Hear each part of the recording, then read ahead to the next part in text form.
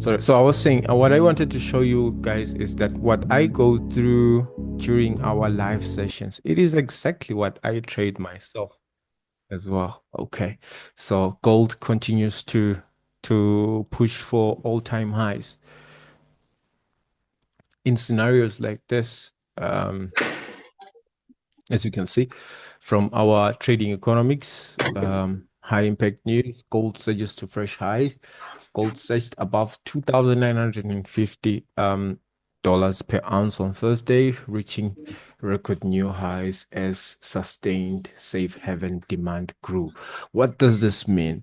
Um, this means there is still a risk, or there is still a negative sentiment, especially surrounding wars and all of that. And I've been saying this time and time again in this session that whenever we have a situation of political or economic instability anywhere in the world, gold tends to rise. It doesn't just rise, it is because of the activity of the market participants, which is me, you, banks, businesses, etc., countries as well, governments as well. So why is it increasing in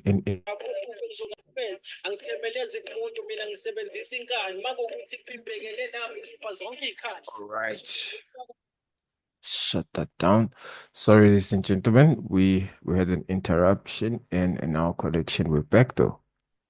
So I was explaining about the risk on, risk off environment. So right now we are in a risk off environment, meaning investors would turn off or will not go into risky markets or emerging markets like the US dollar against the South African rand, or the US dollar against the Turkish lira or the US dollar against the Mexican peso. Why is that? Because there's still a lot of risk around politics and economics. So what do investors do? They prefer to take their money and put it on gold because it is safer there. I mean, I think you do the same thing. If you would hear that the South African rand, God forbid, is going to zero, would you want your money to be in rands? That's a question. If it's a question around risk on versus risk off. If you heard that the South African rand, which is your local currency, is going to zero, would you still keep your money in rands? No. You'd want to find a better um, currency pair. I think this is what happened to Zim. Uh, Zimbabwe was warned a long time ago to adopt the South African rand, and I understand the patriotism behind that. You wouldn't want to let go of your own currency, something that you own, to adopt someone else's currency. But that would have been a smart financial move, because I think Zimbabwe would still be a bit stable. Country that I'm from, Eswatini, adopted the rand a long time ago. It is not a very a good economy, but it is still stable because it attached itself to a very strong currency. So that is the idea around risk on versus risk off. I hope I'm making sense, ladies and gentlemen. Give me a thumbs up in the comment section if that is making sense. Yeah. And just to say, if you have any question, that chat box is yours. Just write a question there. I'll be able to attend to it as soon as possible. As usual, let's look at dollar index as well. It's our indicator. We have to keep looking at it. It's our it measures the strength and the weakness of the US dollar, and we trade most pairs that are attached to the dollar or that are paired to the US dollar. So we kind of do not have a choice, right? So we have to look at this. The dollar, it is positively correlated with dollar-based pairs, that is your USD JPY, negatively correlated with dollar quote pairs, that would be your GBP USD and the DUSD. Negatively correlated to equities market, meaning when the dollar index is um pushing for new lows, just know that the equities markets, US equities markets, that would be the NASDAQ, Dow Jones, US 30, S&P 500. Just know that they are going the opposite direction. Yeah. Hope that tip helps. So we've looked at it on a monthly. I think we're going to get the same thing as far as direction is concerned. Just a second.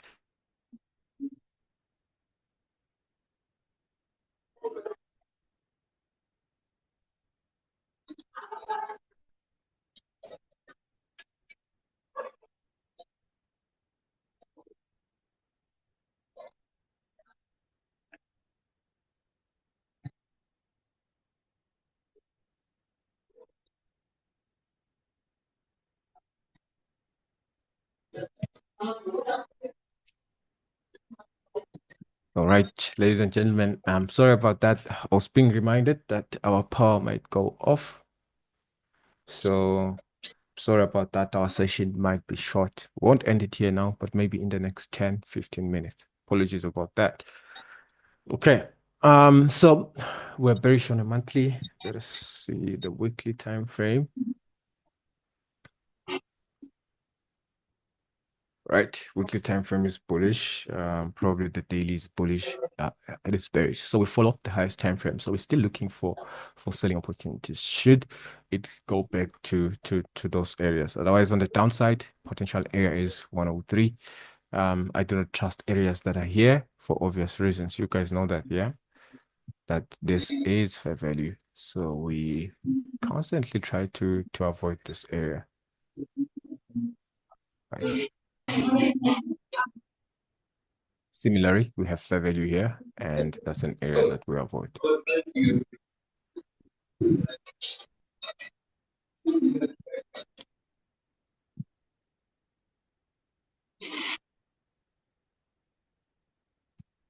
Right. Let me mute. Let me mute some people. So please, when we get to the session, if you can mute yourself, trust me. Don't worry, you can still hear me.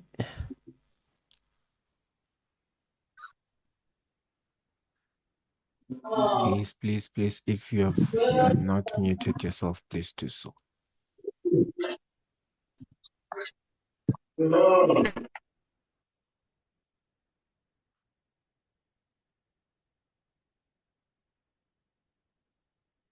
All right. Fantastic.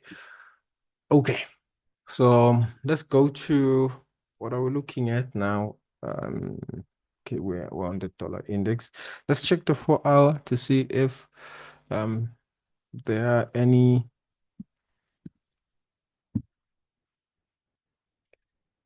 areas of supply and demand close by that we maybe need to be aware of. No, this is still fair value. So let's see if price goes all the way down there. Even where we currently are, it is fair value because the market traded around this price for a long time. Consolidation, we avoid those areas. So because we do not have a lot of time, let me jump on to pairs like the euro pound, which we've been looking at for a while. This is one trade that is very close to working out, ladies and gentlemen. Here is the demand level. Here's fair value. Here's fair value. Our targets are here. So remember this trade. We looked at it as yesterday as well, right? So remember this trade. What else can we look at? I don't know if we got here yesterday.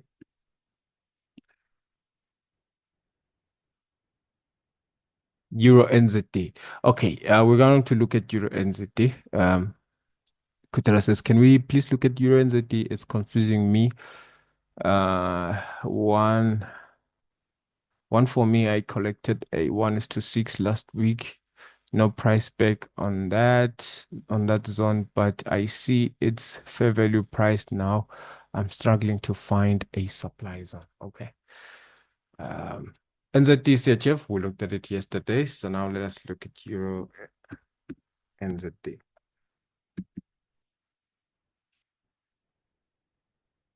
Euro NZD. Here's a trick. Euro AUD and Euro ANZD are trading partners, cousins, maybe if you may. So when Euro and the common pair there is the euro, and when you look at Australia and New Zealand, those are almost like South Africa and Swaziland. You know, when South Africa catches coughs, Swaziland catches the cold. It is the same thing with the Aussie and the Kiwi.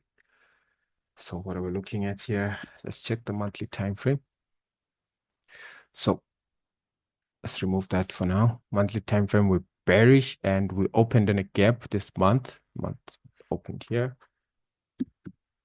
Let's check on just a reminder that our session won't be very, very long today. So yeah, we're still bearish on a weekly.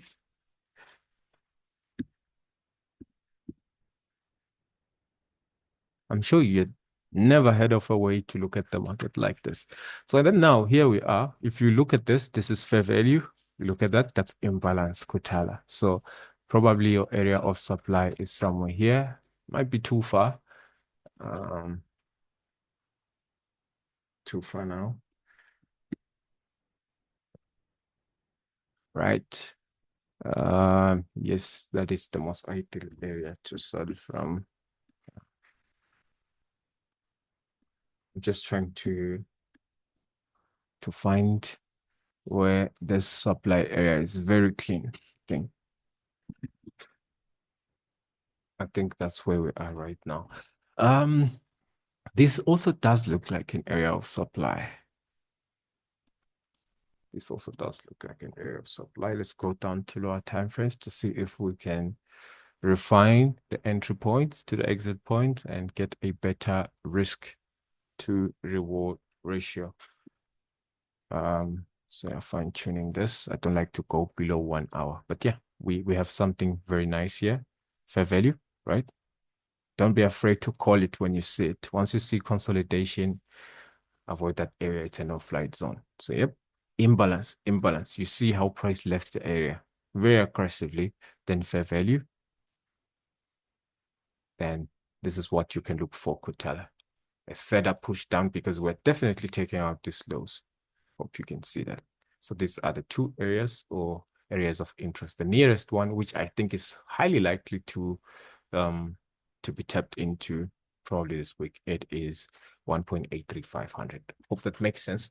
What other pair did I want to look at? It's more of a reversal though. Let's look at the USDJPY. The US dollar against the Japanese yen. When I started trading years back, this was a popular instrument amongst traders.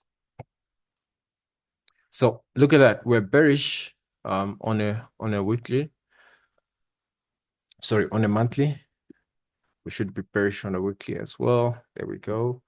It looks like we're gonna get our most ideal situation. There we go. So we're bearish on a weekly, bearish on a monthly, bearish on a daily. So that means we need to be looking for selling opportunities, right?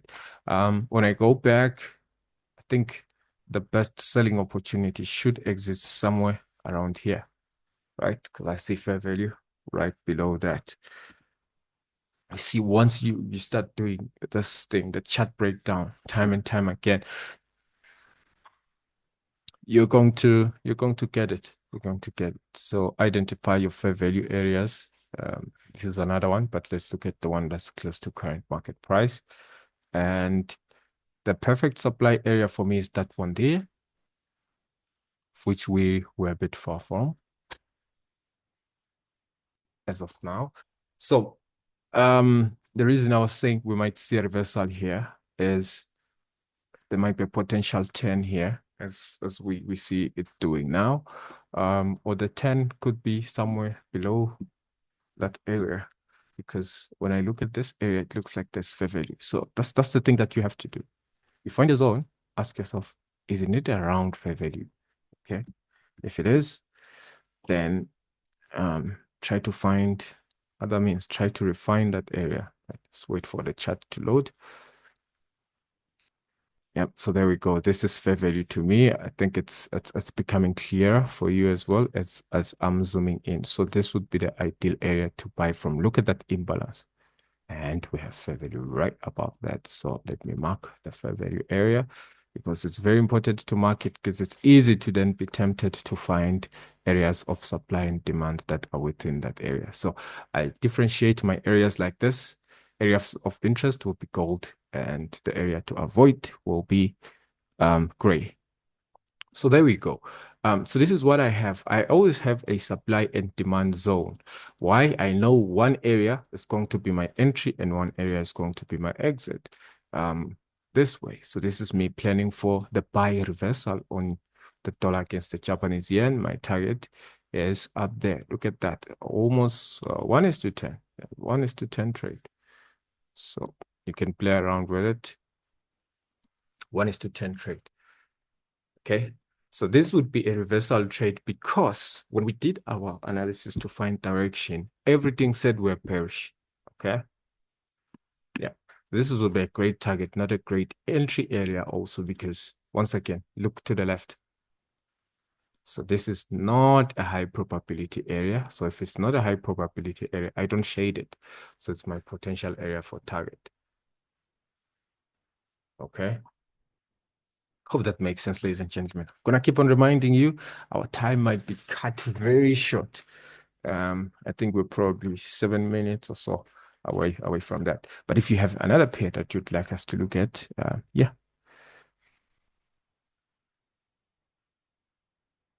All right. Can we go back to Euro NZD to find a potential demand zone? Absolutely. Let's see.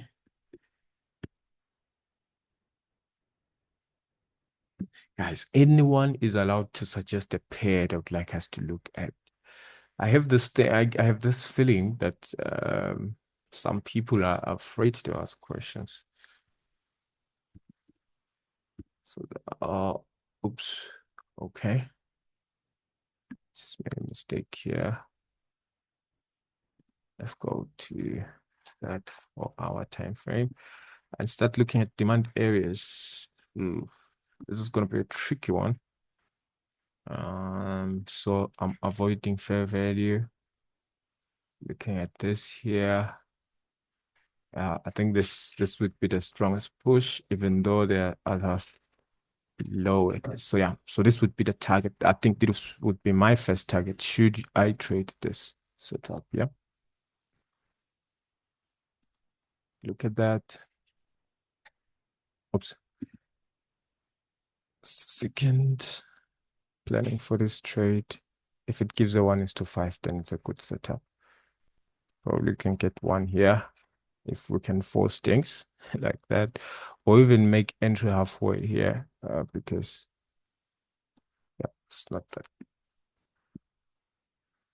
Yeah, so yeah, because remember, you're expecting the market to go 50% to say the zone is not fresh, 50% into this area. So you can get a nice 1:5, 1:6 from this trade. Left-hand side. Okay. What else can we look at? Trying to find a pair, or let's say, let's look at US 30. Let's look at the Dow Jones, ladies and gentlemen. At Black Bull Markets. Remember, Black Bull Markets is available on TradingView. So we are just a second.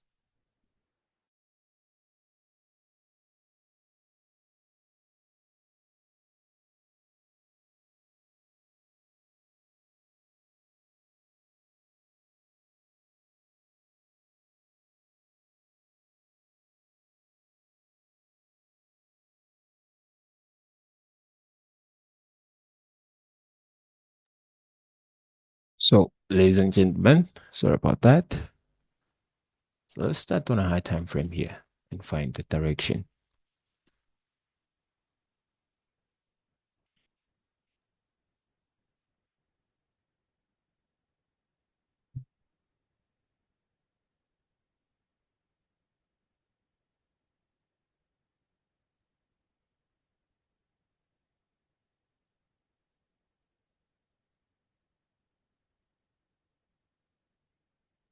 Sorry about that. So yeah, we are bullish. But there's something to note here on Dow Jones, as much as we're bullish. What we can tell here is that look at this last month's candlestick. So we opened here, we opened here and closed all the way up there. And then the next month opened here. So from the close of this month to this open, it tells you that we had some strong sellers, hence price opened a little bit lower. But this is the direction is bullish. But have that in mind, okay? Bullish on a weekly as well, even though it looks like a doji.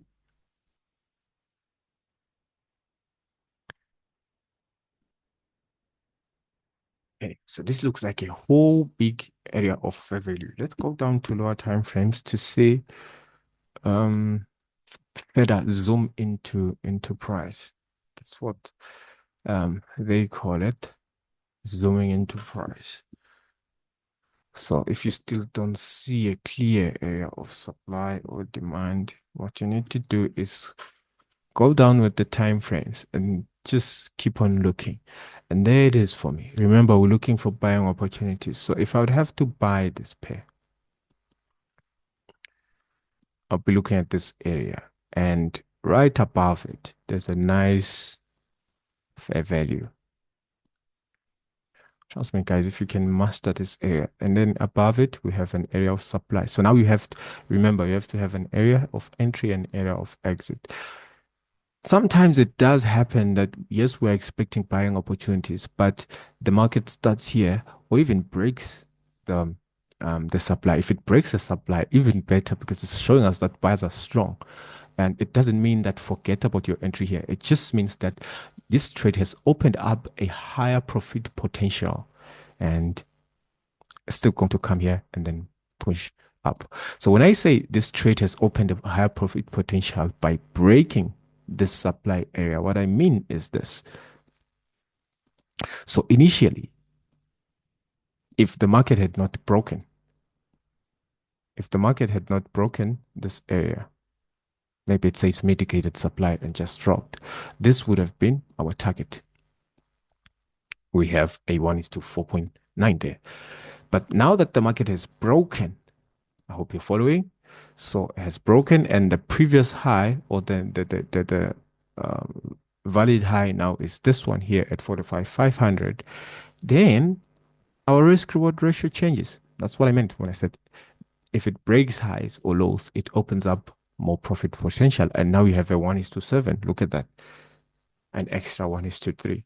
That can do a lot in your life. So right now we have 6 minutes, just less than 6 minutes. Anyone who has a question or a pair that you'd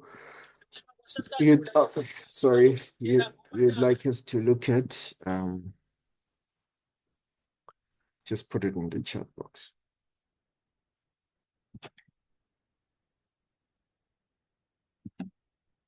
Okay. What determines your TP? That's a great question, Pindi. It is the opposite side. So remember, in this kind of setup, like I said, let me remove that. In this kind of setup, I'm looking for buying opportunities, which means I'm looking to buy from here. And then my target profit is going to be the next valid supply, which is this one, because you do not really want to buy into supply because at supply prices tend to turn against you. So there's a high chance of losing. So what I do is I exit right before the supply, not exactly, but just a few pips before that area. I hope that makes sense, Pindi. So find a demand, which is your entry point, but also find an exit point, which is the opposite side of that, which is supply. If you're trading at supply or selling, find a demand level, which is the opposite level to exit from. That will make your life easy. So sometimes with experience, I buy at supply, sell at I buy at demand and sell at supply. You're welcome, Pindi. Anyone else who has a question, ladies and gentlemen? By the way, I'd just like to appreciate you guys for showing up to the sessions. And just to remind you, I know probably you're expecting a session to be uploaded today. Might have made a mistake. So it is scheduled for already uploaded. It's on YouTube. It's just that it hasn't been published yet. It is scheduled for midnight today. Also, there's trading realities videos. I hope you've been enjoying those. I've been trying to share with you guys the realities of trading. I think now it's time for the real information. Now that we know who's a scammer and who's not. So the question that I always had was, what's the solution? Because I hear a lot of people talking, this person is a scammer, that person is a scammer. Okay, but how do we move forward now? So yeah, there we go. Any other question, ladies and gentlemen, or even a pair? We still have 4 minutes. I love doing this. Why is this not too much of a hassle for me? Analyzing the markets, I've done it over and over again. Yes, and secondly, um, I do it the same way. So why would I be scared of doing this? Surprised a 20-year-old veteran trader the other day in terms of how simple I look at the markets. Um, doesn't have to be complicated.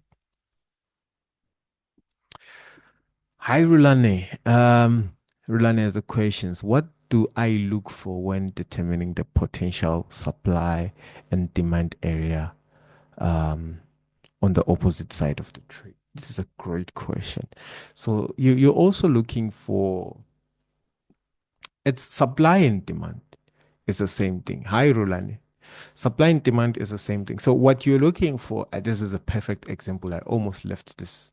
So when you're looking for your entry point, it is brief consolidation and an aggressive push that has imbalance, as this area has. So we have an imbalance here. Okay. So that is imbalance. My palms are itching. There's money coming, ladies and gentlemen. Is that really was just an African superstition? I've realized that when my arms are itchy, my palms, sorry, are itchy, most of the time there's money coming around the corner. So the question was, what do you look for? You look for the same thing. It's the same way we are looking at your demand area as a brief area of consolidation and an aggressive push. Consolidation, aggressive push with imbalance like that. So similarly, on the opposite end, you're looking for the same thing. Brief consolidation, aggressive push, and imbalance. So you're looking for the same thing. Same thing. I just wish if you could, before you trade, you could meditate. Because this approach requires you to do that, requires a lot of patience. And it is so simple to the point that you'll be second guessing yourself. Trust me, I've been there so many times, trying to think, am I really doing it the right way? This thing can't be this easy. When I was taught this, I kept on fighting myself before I trusted, I collected enough data to trust it, because anyone can give you a strategy, but once you've been in the market with it yourself and seen how it plays out, you start gaining confidence. Rolani, I hope I answered your question. Mazui, go ahead, brother. You have less than a minute. Hopefully, I'll be able to answer your question. Don't worry, type it, type it. If if we don't get to it today, definitely on the next one. So Sunday, ladies and gentlemen,